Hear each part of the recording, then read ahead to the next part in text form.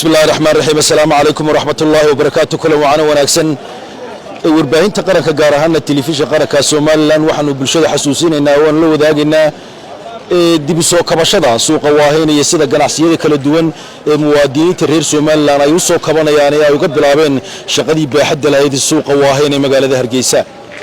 suuqa waaheyn waa suuq taariikh iyo sumcad ku leh dhammaan geeska Afrika oo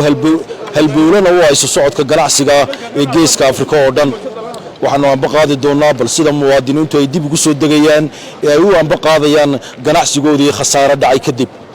waxaanu u dul istaagi doonaa mid annagoo dareenka dadkana cabiri doonaa si ay xusuusaha dadka waxtar ugu noqoto oo suuqii u noqdo suuq mar dambe soo kabta oo ummadii u adeega oo kaalintii shacabka reer Soomaaliland iyo geeska Afrika oo dhan ugu jiray halkiisii ka sii anbaqaada dadaalada kala duwan ee ka socda suuqa waaheynaya sida ganacsiga u bilaabmay ayaa shacabka reer Soomaaliland macna gaar u sameynaysa mid kamid ah muwaadiniinta aanu ku aragnay gudaha suuqa ayaanu dareenkiisa cabiraynaa ku soo dhawo TV qaranka wari aad baad mahadsan tahay waan ku dhawahay alxamdulillah dareenkaygu waa dareen aad u wanaagsan waayo meeshani waa gubatay maanta waxaan u arkaa qurux iyo wanaag Soomaaliland soo kordhay alxamdulillah ilaahay baynu ugu mahadnaqaynaa kullay waanan yar weyne waanan yar bacadlu marbu xeemaadkii gubtay ama 70aadka horaantiisii dadna bariga jiingada laga dhisay dadna ma san ilaahay bacadli banaan ka dhigo adiga ugu bedelay bangaladii waa maanta taagantay marka alxamdulillah anu halkan waan ku noolaan jiray ma sha Allah tabarakallah bacadlana si fiican baan u garanayaa dadkooduna ay ku ganacsan jireen baan ahaa saribada oo aheen waqtigii hore ee 80aadkii laakiin maanta markaan ka warramo dareenkayga ah bacadli inuu soo noqday waxaan u arkaa inuu beesha caalamka aynu gaarnay oo uu kaaday dukaamada caalamka ama suuqyada caalamka waana qurux u soo kordhay Soomaaliland inaynu ku faraxno oo aynu ku mahadnaqno ilaahay ugu mahadnaqno quruxda ay noo soo kordhay ayaa wanaagsan ilaahayna wuxuu leeyahay shakartum la siidanakum haddii ay mahadnaqno waa idin kordhinaya wala in kafartum inna cadaabi la shadiid haddii nicmadayda aad ku mahadnaqi weedaana cadaabkaygu uu daray marka nimcadu si aanay inooga bixin waa inaynu ku mahadnaqno qofku markuu halka yimaado waa inuu farxo uu gacmaha kor u taago ilaahay alxamdulillah marka aanu maanta waan ku faraxsanahay farxad baan ay tahay dareenkayga aad baad maasantay dadaalada kala duwan ee ka bilaabay suuqa waaheyn ganacsatadu ay soo degtay ku soo dhawow magacaaga TV qaranka sidee hawshu bilaabantay walaal magacaygu waa Axmed Muuse oo ku dhawahay marka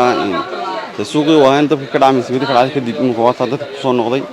marka dadka reer Soomaaliland waxaan ku soo dhawaada gacan furan ku soo dhawaada meeradiini weelka jimlada ah xilliga Ramadaan taqeynay waa la idin furay marka dadka waan soo dhaweynaa marka jimladii fariiq labaduba waan ku yimaanaa kulisooyinkii xil weelka Ramadaan lagu talagalay wixii waan haynaa alxamdulillah rabbil aalamiin soo dhawaadana maadaama bishii barakaysanay Ramadaan loo diyaar garoobayo qaybtan ay u badan tahay maacuuntii ama weelkii maxaad soo kordhiseen waxaan soo kordhinay alaabtii oo qiimihii hore ka yar jibinay oo jimladii fariiq labaduba ku yimaanayno marka waxaan soo kordhinay kulisooyinkii falaasadihii jeegagii wixii allaala wixii Ramadaanta looga baahnaayo oo dhan ayuu nooc qiimo jaban oo soo kordhinay alaabo soo dhisnay ugu dambeeyay dhismahan casriga iyo dhismihii hore maxay ku kala duwan yihiin maxaad isbedel dareemaysaa dhismahan waxay ku kala duwan yihiin wadooyinka dadka u furmay iyo waxay ku kala duwan yihiin iyo isuma dhawaadeen dadka oo marka qofka wax safety iyo dadka si degdeg ah guriga wax ka dhacaan loo soo gaari karo iyo warnaan la soo gaari jiray taasi ku kala duwan yihiin isuma dhawaad kana aad baad ma waxaanu ku sugannahay dhismaha Xaaji Ismaaciil Xaaji Mooge oo kamid ah suuqa weyn ee waaheyn isagoo ganacsiga si xawli uga socda adoo magacaaga ku bilaabay bal ka war hawshadeeda ku socotaa bismillaahir rahmaanir rahiim ana magacayga Ibrahim Cabdilaahi Cabdi kuna sugan dhismaha weyn ee Ismaaciil Xaaji Cabdi Mooge dhismaha maxay si fiican u socda ganacsigu alxamdulillah gooshida suuqa waa kadib waa ka soo kaftay ganacsi si fiican u shaqeynaya gaaraan xagga warku wuxuu ku jeedaa ayaamihiisa ugu fiicnaa wax soo dhow Ramadaan wax ku jeedaa shibcaan maanta waa 16 meelaha magaas dhismeen ganacsi fiican buu shaqeeyay xagga weelka maacuuntii dadkiiba aad buu ibsanaya ma xagga maacuunta marka alxamdulillah dawaan laga soo kabtay gooshada suuqi waayno ganacsi fiican buu ka socdaa maadaama bishii barakaysanay Ramadaan ay soo dhowday maxaad ugu baqaysaa shacabka bismillaahir rahmaanir rahiim waxaan ugu baqayaa in suuqu waaheyn dib loogu furay si fiican u shaqeynayo daynay maxay ku soo dhiiradaan in suuqu waaheyn yimaado ay ka dukaameystaan gaar ahaan xagga maacuumaha oo bishii Ramadaan soo dhow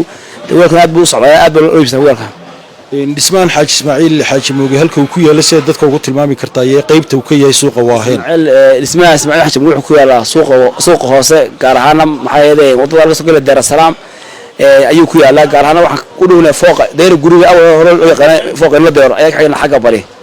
marka aad baad maasantahay ayaa banay بسم الله الرحمن الرحيم waxaanu ka kulannay mid ka mid ah ay muwaadiniinta reer Soomaaliland ee suuqii waahayn ku ganacsanaya maxamed waxa uu ka mid yahay maamulka Qudus oo weelka ugu badan wadanka keena maxamed maxaad qorshayseen maadaama ganacsiga iyo socdaan idin la kulannay بسم الله الرحمن الرحيم الحمد لله رب العالمين والصلاة والسلام على رسول الله صلى الله عليه وسلم أرد الشركة تيفيga qaranka waan salaamaya وانا تيفيga qaranka ee u adeega sida har iyo habeen basda sharafta leh dadka ka raali gelinaya kolba wixii soo kordha ee qaranka hawsha u hayaan aad ugu mahadsan sida darteed shirkadda Qudus oo suuqii waaheen baan joognaa oo la furay oo waxa weeyaan aad aanu qiimo dhimis u sameynay dadkana waxaan doonaynaa anagoo dadkii xooluhu ku gubteenahay haddana dadka qiimo dhimis weyn baan u sameynay oo waxa weeye shirkadani dadka way saacidaa sida darteed dadkii macmiishayada ahaa ee customerkayaga waxaan u sheegaynaa inaanu qiimo dhimis sameynay si wanaagsan aan u soo dhaweynayno suuquna uu furan yahay taasi waa taa dadkana waan soo dhaweynaynaa alaabo wanaagsan baan keenay dadkana waxaan leenahay marxaba bikum noo kaalaya dadkii customerka ahaa saasaanu leenahay marka maxamed ka warhabsan socodka hawlaha ganacsiga ee suuqa waahayn oo taariikh ku leh geeska Afrika sidee hadda wax u socdaan si wanaagsan ayay u socdaan dawladdu way ka qayb qaadatay dibadhiskii dadkuna way dadaaleen caalamku umkun baa la furay oo madaxweynihii hore la bedelay ayaa isaguna xariga ka jaray sida darteed dawladdii hore iyo tanba way ka qayb qaateen marka waxa weeyaan si wanaagsan baa imikun baa la soo galaya suuqii maadaama suuqu 3 sano oo dhadhow xidhnaa sida darteed suuqi qiimo dhimis baa la sameeyay mid waliba dadkana waanu u yeeraynaa caalamka oo dhan baanu u yeeraynaa wadanka nabadgelyadiisa iyo hay'adka dawladnimada way arkayaan ma kaale baanu leenahay sidaasaanu u soo dhaweynaynaa dawladda iyadana waan la shaqaynaynaa waana u ducaynaynaa ilaahay subxaanahu wa ta'aala inuu khayrka waafajiyo dawladda iyadana saasan iyo madaxda iyadaba tiifiga qarankana si qarannimo ayaanu haykal iyo lixjeclo ugu haynaa iyo shaqaalahoodaba iyo wasiirka warfaafintaba si wanaagsan oo magaranaysa sharaf leh ayaanu u soo dhaweynaynaa marxaba bikum assalaamu calaykum waraxmatullaahi magacaygu waa Salmaan Cabdilaahi Ibraahim aad baan ugu faraxsanaynaa shaqadii suuqa waahayn bilowmatay oo agabkii dhammaystirnaa waahayn aan wada keennay oo iidu yara dhowdahay marka dadka waxaan u sheegaynaa inay qaybihii waahayn maadaama la furay waxaan leenahay suuqii dhawaay waahayn waa la furay noo kaalay insha Allah qalbi furan baynu ugu soo dhaweynaa insha Allah ta'ala بسم الله الرحمن الرحيم أنا مقعي كبلابي أحمد بلي يوسف كان مدى قناصة سوق واهين دي بالو فري dadweynaha waxaan u sheegaynaa dhammaantood in suuqii waahayn ay ka adeegsan jireen dib loo furay oo ay suuqii waahayn ay wax walba ka heli jireen ay ku soo hagaagaan sida arkaysaan ba imika suuqu dhammaan uu wada shaqaynayaa waa dadku dhex soconayaan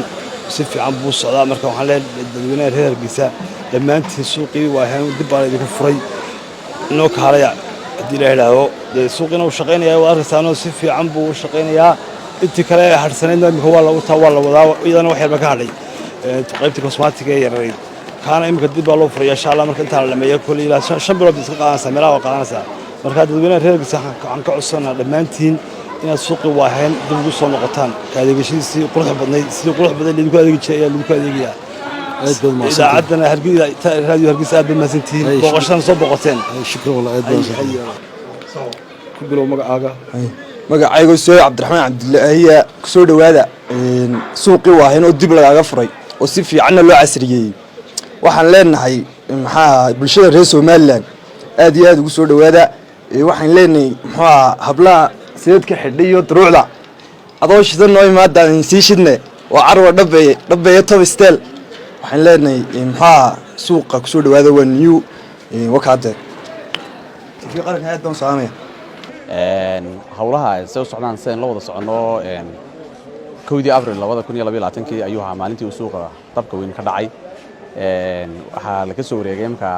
3 sano oo ay bil ka dhiman tahay intaas oo dhan suuqa uu xidhnaa 30 November 2024 ayuu madaxweynihii hore Jamhuuriyadda Soomaaliland Mudane Muuse Bixi Cabdi oo xariga dib uga jaray suuqa qaybta intii dhamaatay intii hore intii aan dhamaana ay weli socoto oo ay kamid tahay suuqii weynaaye waaheen sarimadii iyo bacadlihii intan imka furantayna si la wada socono bisha imka labada bilood ka dambeeyay waxay soo taraya suuqii oo soo furmaya waxaana ilaahay mahadiya inuu 3 sano oo bildiman inuu suuqii si wanaagsan loogu furmo oo magaaladii bilicdeedii iyo quruxdeedii uu soo noqdo waana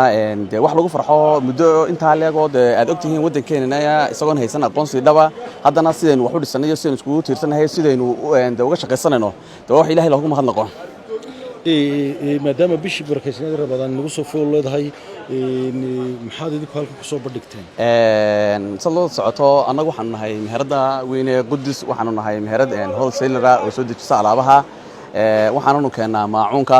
saloo socotaan kulleen waad arkaysaa maanta meesha hortayada waad arkaysaa waa mashquulka iyo alaabaha la iibsanayo Ramadaanta loo diyaar garoobayo oo de saad arkaysaa imka ilaa hadda wata alaabta socota ee la iibsanayo dhan walba waad arkaysaa alaabta taa buuxda waxaan anagu nahay meherad weyn oo ka soo dejisa alaabta oo Qudus la yiraahdo magacaygu waa Nimcaan Jaamac managerka meheradan M5 store waxaan nahay maxay ahayd meheradaha cusub ee imka soo galay ee jimlada waxaan u bilaabaynaa hawsha maadaama suuqii oo suuq cusub oo casri ah laga dhisay halkan sidii hore ciriiriga ahaana oo maxay ahayd imka aanay jirin waxaan leenahay dadka ku soo dhawaada waa jimladii waxa weeyaan discount fiican baa imka la sameeyaa meherada sidii hore imka maaha dadka waan soo dhaweynaynaa waxaan leenahay suuq cusub ku soo dhawaada iyo meherada cusub iyo waxa weeyaan qiimo dhimis cusub iyo dhisayna cusub iyo wax wada cusub ku soo dhawaanaysan insha Allah meherada waxa la yiraahdaa M5 store baa la yiraahdaa waa meherada hadda waxa weeyaan ku soo beeray suuqa cusub ku soo beeray area-dii waxa weeyaan la oran jiray muxuu ahay suuqi waaheen imka dib loo casriyeeyay marka waxaan leenahay dadweynaha ku soo dhawaada maxay ahayd meherada dib imka loo casriyeeyay iyo suuqa dib loo casriyeeyay ku soo dhawaadan leen bal wax naga hor taabsan socodka hawlaha suuqa waaheen oo hadda si bilicsan loo dhisay niyo habsan socodku fiican yahay dadku waxay u baahnayeen suuq casri ah oo faalala oo waxa weeyaan wadooyinkooda ay wada furan yihiin waana helaan imka waxa weeyaan suuq cusub oo suuqyada adduunka iyo waxa weeyaan casriga la jaan qaadaya marka uu fiican yahay imka soo galida dadka iyo la qabsiga dadka suuqan dib loo furayba aad buu fiican yahay aad iyo aad ayaad u mahadsantahay waxaa sidoo kale aanu si gaar ugu mahadnaqaynaa Ismaaciil Xaaji Moogo ka mid ah ganacsatada reer Soomaaliland ee maal gashaday suuqa waaheen ee runtii fikirkan in suuqii dadka dib loo xasuusiyay dadaalada kala duwan ee horumarineed ee suuqa waaheen oo dib loo soo kabtay ka socda ayaa macna gaar ah u sameynaya shacabka reer Soomaaliland tanna waxay saameyn ku yeelan doontaa shacabka oo iftiimin ay u noqon doonto inay ku soo hurtaan suuqii waaheen oo ay ka adeegtaan suuqa waaheen ayaa sumcad weyn ku leh geeska Afrika oo dhan waxaana uu ahaa halbuule ganacsiga iyo socodka bulshada reer Soomaaliland oo door muhiim ah ku lahaa horumarkiisa ilaahay baa mahadle in maanta quruxdii suuqa ay soo noqotay oo ganacsigiina uu bilaabmayo